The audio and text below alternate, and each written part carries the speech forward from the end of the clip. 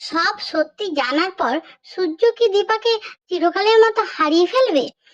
হ্যাঁ বন্ধুরা, অনুরাগের ছোঁয়ায় পরবর্তী এপিসোডে আমরা এমনটাই দেখতে চলেছি।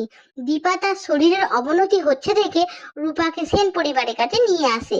সেন পরিবারে এসে ডক্টর সূর্য সেনকে বলেন, ডক্টর বাবু, আপনি তো বলেছিলেন আমি না থাকলে আপনি রূপার দায়িত্ব নেবেন, রূপাকে মেয়ের স্বীকৃতি দেবেন। আমি রূপাকে আপনার কাছে দিয়ে যাচ্ছি, আপনি রূপাকে দেখবেন। এই বলে দীপা জ্ঞান হারিয়ে মেঝেতে পড়ে যায় আর তার মুখ দিয়ে রক্ত বেরিয়ে আসে।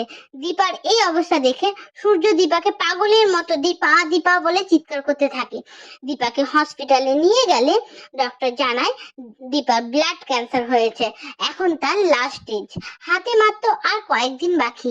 এই শুনে সূর্য দুঃখে ভেঙে পড়ে। এরই মধ্যে দীপার অসুস্থতার কথা শুনে কবি তার স্ত্রীকে সঙ্গে নিয়ে হাজির হয়। দীপাকে বোন বলে ডাকায় সূর্যর ভুল ভেঙে যায়। ডক্টর বলে দীপাকে যদি সুস্থই করতে হয় তবে বিদেশে নিয়ে গিয়ে চিকিৎসা করান। এই ছিল আগামী পর্বের গল্প। এরপর কি হতে চলেছে আগে থেকে দেখতে হলে আমার চ্যানেলটা অবশ্যই সাবস্ক্রাইব করতে হবে আর ভালোবেসে একটা লাইক করে দিন। Thank you.